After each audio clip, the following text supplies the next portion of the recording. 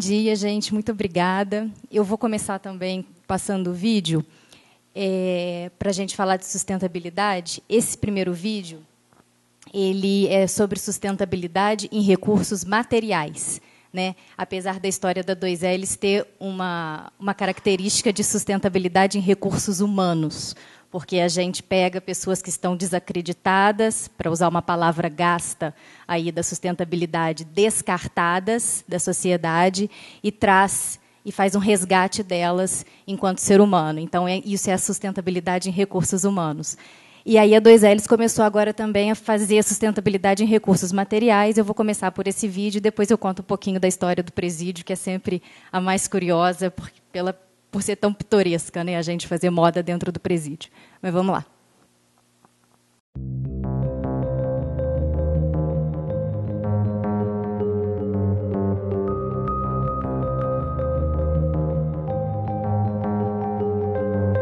Do ponto de vista do planeta, não existe jogar nada fora, porque nada sai daqui até o dia em que a NASA nos viabilizar um foguete que leve nosso lixo para ser queimado no sol.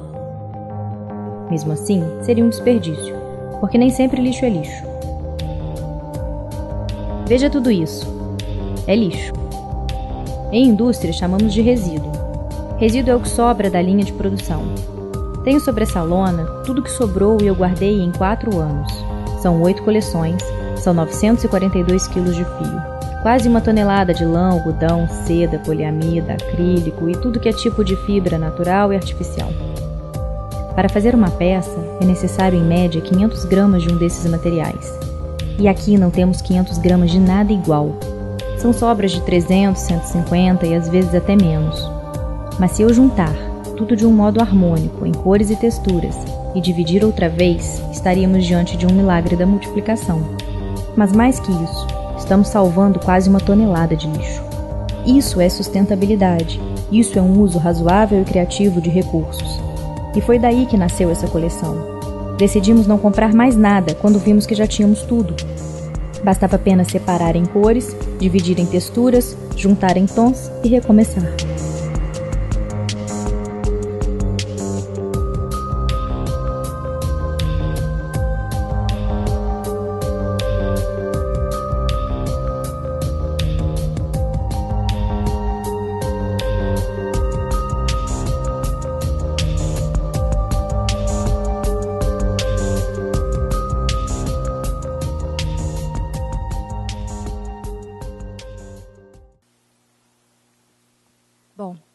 A história da 2Ls começou quando eu era bem menina e aprendi a fazer tricô e crochê com a minha avó. Eu não sabia nem ler e escrever, e a minha avó ficava ditando a receita para mim, e foi aí que eu aprendi a dar as minhas primeiras laçadas. E passei a minha vida toda fazendo tricô e crochê para mim, para as minhas primas, para as minhas amigas, até que fui parar na faculdade de moda por influências familiares. O meu pai e meu avô são da indústria têxtil, malharia, tecelagem. E em todos os trabalhos da faculdade, eu acabava fazendo as minhas peças em tricô e crochê, que era o que eu dominava, que era o que eu gostava. E eu me formei e fui trabalhar com figurino, tinha feito pós-graduação no V&A em Londres, em História da Indumentária. Mas aconteceram várias coisas pontuais na minha vida que me levaram a abrir meu próprio negócio e ter a minha marca. E aí eu me lembro que eu fiquei sabendo de uma clínica de produtos que avaliava a nossa coleção e o potencial dela para exportação, através da Apex. Então, eu cheguei para apresentar o meu produto e, imediatamente, fui catapultada para uma feira internacional. Feliz da vida, tirei vários pedidos, fiquei super feliz, minha primeira feira, e eu lá virando página de talão de pedido. Voltei para o Brasil, a minha mãe olhou para mim, que é a pessoa com quem eu tinha feito a minha primeira coleção, e falou assim: que lindo, agora quem vai fazer? Quem vai produzir isso? E aquela coisa, eu com 20 e poucos anos, saída da faculdade, a gente aprende muito sobre estilo, a gente aprende muito sobre planejamento de coleção, mas negócio que é bom mesmo, a gente só vai aprender na prática, né? E eu falei, é verdade, quem vai produzir isso? Então, nós colocamos anúncio em supermercado, quitanda, feira, tudo lá no interior de Minas Gerais. Procura-se tricoteiras e crocheteiras. E a nossa produção era caótica, porque uma fazia a manga, a outra fazia a gola, e a gente juntava tudo no ateliê. E trabalho manual é igual escrita, é igual caligrafia. Você pode pegar a mesma caneta, a mesma palavra, a mesma folha de papel, que a sua caligrafia é completamente diferente da caligrafia do seu colega. Ela é absolutamente condicionada a toda a sua formação de coordenação motora. E cada uma tem uma laçada, cada uma tem um traço, digamos assim, na sua forma de dar o nó. E então, as peças não tinham uma identidade e um caráter de uma produção em série, porque elas eram absolutamente manuais. E eu falava assim, mãe, nós temos que treinar um grupo de pessoas para treinar determinados pontos e a gente conseguir fazer de um produto artesanal uma escala industrial. Até porque, como vocês puderam ver um pouquinho, eu trouxe para o tricô e para o crochê uma leitura absolutamente contemporânea. Tentei imprimir um caráter de moda para que não tivesse aquela cara do casaquinho da vovó. E aí, nessa história de treinar um grupo, até procurei várias comunidades, mas a dificuldade da distância geográfica era muito complicada. E o tricô e o crochê, ele é uma prenda doméstica, né? São senhoras que fazem. Então, o comprometimento de entrega, de prazo, elas nunca tinham vivenciado isso, elas vivenciam o cotidiano doméstico delas. E dentre todos os grupos que eu pensei em treinar, eu ficava assim, não, essa produção tem que estar presa, essa produção tem que estar num lugar concentrado. E eu me lembro que, quando eu tinha 18 anos, eu vim morar em São Paulo, saí de Minas, e o primeiro impacto que eu tive de São Paulo foi a penitenciária do Carandiru. Eu me lembro que eu vim de ônibus na rodoviária Tietê, peguei o metrô, e o metrô vem no subsolo, na hora que ele saía para a superfície, era a estação Carandiru. E aquele foi meu primeiro choque de São Paulo. Eu fiquei olhando aqueles homens na grade, isso estou falando, né, quando o Carandiru ainda estava em atividade, mais de 15 anos atrás, e eu falei, gente, o que esses homens fazem o dia inteiro pendurados na grade, literalmente vendo o trem passar? Né? Como que é esse universo aqui dentro? E fiquei com uma vontade muito grande de conhecer esse universo carcerário, lá desde esse primeiro impacto que eu tive de São Paulo. E isso, 10 anos depois, renasceu dentro de mim, e eu olhei para minha mãe e falei, mãe, o grupo que nós vamos treinar vai ser de presidiários. A minha mãe, nós não, você. E aí, eu fui até a penitenciária, fiz uma reunião. Chegando nessa reunião, a diretora me atendeu e falou, então, você quer trabalhar dentro de um presídio? Eu falei, é. Aí ela falou, tá, só que você quer ensinar tricô e crochê? Eu falei, é. Ela falou, ok, tudo bem, mas você vai ter que ensinar para homem, porque as mulheres no pavilhão feminino não têm espaço físico para começar uma oficina lá. E aí eu falei, bom, ela quer que eu desista, né? Porque eu ensinar homem a fazer tricô e crochê, ainda mais presidiário, mas tudo bem, eu não vou desistir. E aí ela me colocou assim numa cela, né, um lugar cheio de grade, que não era a cela onde eles dormiam, mas tinha um aspecto de cela. Me trancou lá dentro com 40 homens e me entregou o prontuário deles. Tinha de tudo. De tudo. E achou que eu fosse ter medo. Mais uma vez, eu tive certeza que ela queria que eu desistisse. E aí eu olhei para a cara deles, propus o meu projeto, falei, olha, eu quero transformar essa penitenciária numa unidade fabril. Eu quero ensinar vocês a fazer um trabalho com as mãos de vocês, mas que tem uma característica de produção industrial. Vocês vão ser remunerados. A cada 3 dias aqui dentro, vocês vão ganhar 1 dia lá fora. E a LEP, que é a Lei de Execuções Penais, garante a vocês essa oportunidade. Só que nenhum empresário pensou nisso, nenhum empresário usa isso. Esse aspecto da lei de que o sentenciado pode trabalhar. E eles falaram, ok, dona Raquel, o que nós vamos fazer? Aí eu falei, isso é surpresa. Saí de lá. Aí voltei para a penitenciária no dia seguinte com todas as minhas agulhas. Como eu faço esse tricô muito grosso, de um fio muito grosso, as agulhas são cabos de vassoura, elas são tamanho 25. E eu cheguei com aquilo tudo. A diretora, mais uma vez, tentando me barrar, chamou o diretor de segurança, O diretor de segurança olhou para as agulhas, para as tesouras e falou, não entra. Você lá com aqueles 40 homens, fechada, com essas agulhas e essas tesouras, qual é a tua, né? Eu falei, não entra? Não, não entra. Você vai ter que arrumar outro trabalho aí, porque essas tesouras e essas agulhas não entram. Eu falei, mas essas tesouras e essas agulhas são a minha ferramenta, eu não sei fazer outra coisa. Então, você procura outro lugar. Aí eu não sosseguei. Fui até o presidente da Comissão de Direitos Humanos da Câmara de Juiz de Fora, que, inclusive, era o cara que eu votava, dei essa sorte. E eu falei, olha, não querem deixar eu trabalhar numa penitenciária. Aí nós procuramos o juiz da Vara de Execuções Penais, o juiz foi até a penitenciária. Chegando lá, ele olhou as agulhas e falou, realmente, você tem que assinar um termo de comprometimento, porque, se houver uma rebelião aqui, eu não negocio. É o juiz, geralmente, quem negocia a rebelião. Se eles te trancarem aqui dentro e usarem isso aqui como arma, a responsabilidade é sua. Aí eu voltei lá para dentro com as agulhas. Quando os meninos viram o tamanho das agulhas, eles não acreditaram. Falaram, essa dona Raquel não sabe onde ela se meteu. Mas esse voto de confiança que eu dei a eles, eles me devolveram de uma maneira muito surpreendente. E aí eu combinei com eles, eu falei, o juiz disse que se vocês me machucarem, se tiver rebelião, ele não negocia. Mas eu quero que vocês me garantam que isso aqui vai ser material de trabalho, que isso aqui vai ser o caminho de vocês para a liberdade, para uma nova vida, para um recomeço, e não para o crime, pelo amor de Deus. Isso tem 8 anos. De lá para cá, nós fizemos 16 coleções naquela penitenciária. Nós, assim como a Moda Fusion tem a história dela na Colette, nós temos a nossa história na Leclerc.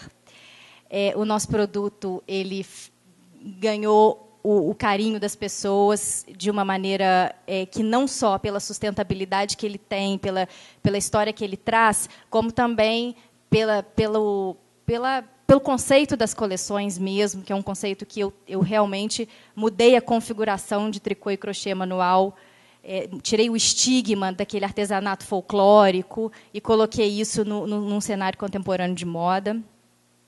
Hoje nós estamos com um showroom em Tóquio, Paris, Nova York, graças à Veste, que fez um belo trabalho lá com o The Hive. Maravilhosa, a Isa, que foi lá levar o nosso produto, Silvia, e está sendo um super sucesso. A gente já partiu para a 4ª coleção lá no The Hive. Enfim, deu certo, né? E o mais importante dessa história é que é um trabalho de sustentabilidade efetivo. Eu garanto a vocês que os meninos se recuperam. Eu tenho um funcionário que hoje é o cara do meu financeiro, que é o cara que tem o token lá do banco, que é o cara que leva meu malote ao banco, e ele é um cara que, quando eu entrei na penitenciária, ele falou assim, dona Raquel, não escreve o nome da senhora do meu lado, porque a minha mente ainda está voltada para o crime, e eu copio a assinatura da senhora só de olhar. Honesto, né? Não pode falar que o cara não foi honesto. E, enfim, esse cara hoje ele é o meu gerente financeiro.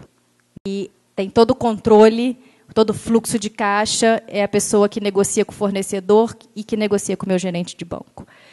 Ele saiu, ele recuperou a família dele, saiu uma foto minha dele no jornal Estado de São Paulo, e uma filha dele, que ele não via há mais de 20 anos, o reconheceu no jornal, procurou a 2Ls. Então, assim, existem muitas histórias. Tem um cara que ele era preso em Bangu por tráfico internacional de drogas. O nome dele é Tiago Labanca. E ele viu uma reportagem no Caderno Ela. A família dele era de Juiz de Fora. E um jornal que estava lá no lixo, embrulhando não sei o quê, eles leram a matéria. Esse cara escreveu tanta carta para o Ministério Público que ele conseguiu a transferência dele para Juiz de Fora. Ele, por causa da família, porque queria muito trabalhar. Hoje, aí eu entrei, ele era um excelente artesão, porque ele já tinha trabalhado com coisinhas hippies, né? Começou a vida assim, até começar a vender uma maconha e etc., até virar traficante internacional e ser preso vindo da Holanda. Mas ele tinha a habilidade manual pelo princípio de vida dele, que foi uma história hippie. E aí, ele, lá na oficina, um dia virou para mim e falou assim, dona Raquel, a senhora tem lápis velho para trazer para mim? Aí eu falei assim, para que lápis velho? Tem lápis novo. Aí ele falou, então traz. Esse cara começou a desenhar e eu não acreditei no que eu vi. Eu não acreditei. Se vocês entrarem no site da 2Ls, 2ls.com.br, tem lá um vídeo que mostra os trabalhos dele. E ele era um designer. Ele era um cara com uma informação, e uma pessoa que viajou muito, né? Tráfico internacional de drogas te dá um panorama. E um cara, então, que tinha uma informação de moda, né? E aí ele começou a criar comigo e a fazer peças que passaram a ser assim, tudo que eu estudei de esmod, de belas artes, de tudo, começou a me...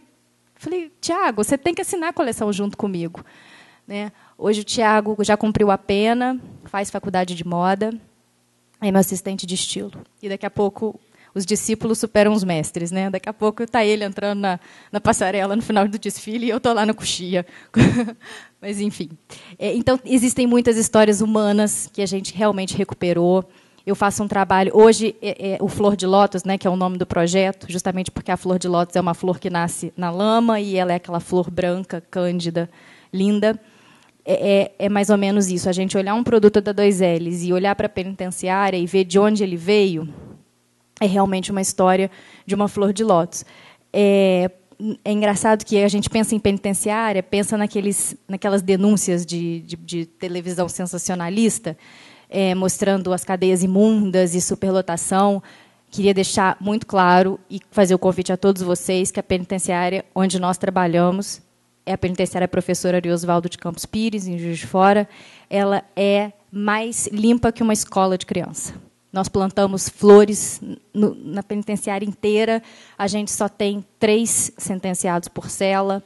Eles têm uma dignidade impressionante. Eu faço parcerias com a Universidade Federal, que levam médicos, advogados, dentistas, professores de educação física que vão fazer uma recreação, fisioterapeutas que vão olhar a postura deles enquanto eles trabalham. Então, a gente levou realmente uma dignidade à penitenciária que essa mesma mídia sensacionalista começou a chamar o projeto Flor de Lótus de resort de bandido. E aí eu falei assim, olha, se vocês vierem aqui e conhecerem a história de cada um desses meninos, vocês vão finalmente entender que o crime do outro é o nosso crime. A gente olha e fala, foi o outro que fez, o outro é...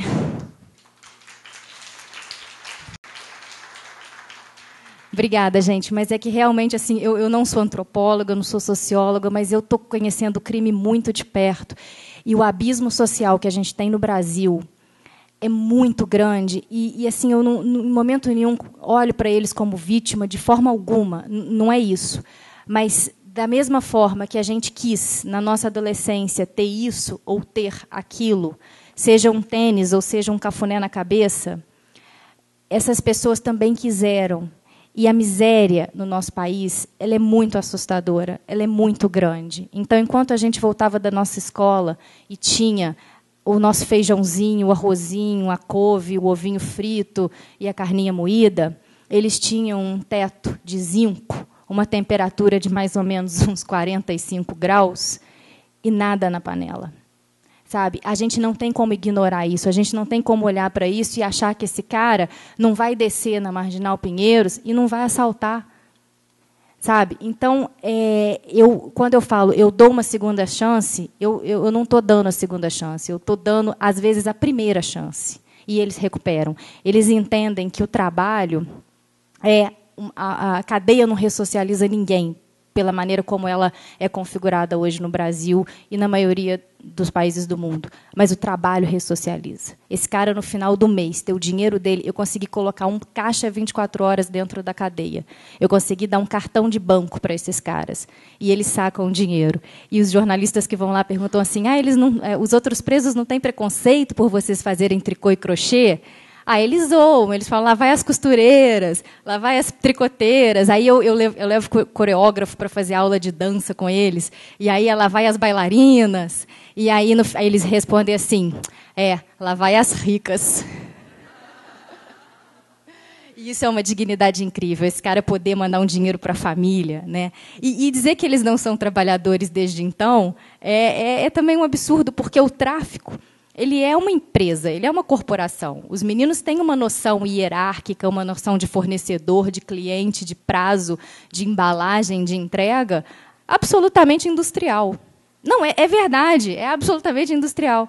Então, assim, Só que é a empresa que deu emprego para eles, né? Quando eles tinham 8 anos de idade e assumiram o trainee de vapor.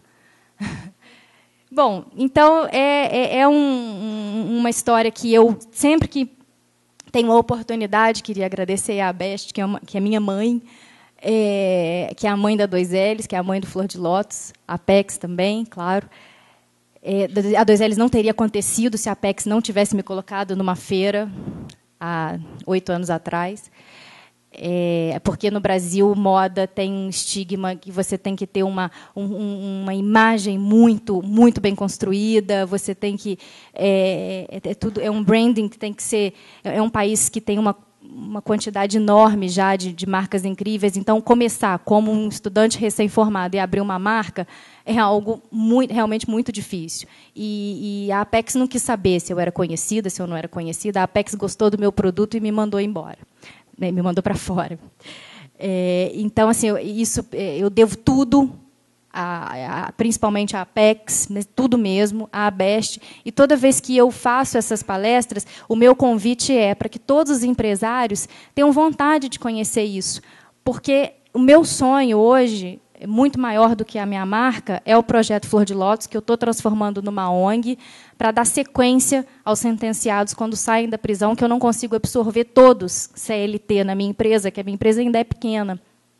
Mas eu preciso, através de uma ONG, conseguir recursos para encaminhar esses caras. A gente já conseguiu aprovar agora um projeto que a gente recebe uma verba indenizatória do governo para cada empresa que contratar um egresso do sistema penal, essa empresa recebe 2 salários mínimos para ajudar no pagamento, porque é muito difícil um cara que é ex-presidiário conseguir um emprego, né? Então, o meu sonho, a minha bandeira, é que toda penitenciária brasileira seja campo de trabalho. Claro que um trabalho que o cara queira trabalhar, seja voluntário da parte dele trabalhar, não seja obrigatório, não seja forçado, que seja uma unidade fabril. E o meu convite a todos os empresários é que as pessoas acreditem nisso, porque isso é bom para o preso, é bom para a sociedade, é bom para a empresa, porque o nosso maior desespero são os nossos encargos tributários. Não resta dúvida de que a nossa CLT ela carrega muito. A gente tem vários impostos que lá na penitenciária a gente não precisa pagar. Então, você ter uma folha salarial sem precisar pagar FGTS, INSS, e férias, e 13º, e etc. e tal, é algo que te descarrega e que você pode ter um preço para o produto mais competitivo. Então, tem várias vantagens para o Estado, para o funcionário, né, no caso, o sentenciado, para a empresa, que são bárbaros e que são fantásticos, fora realmente você conseguir fazer um trabalho que você esteja mudando a realidade de alguém. É isso. Muito obrigada. Qualquer dúvida?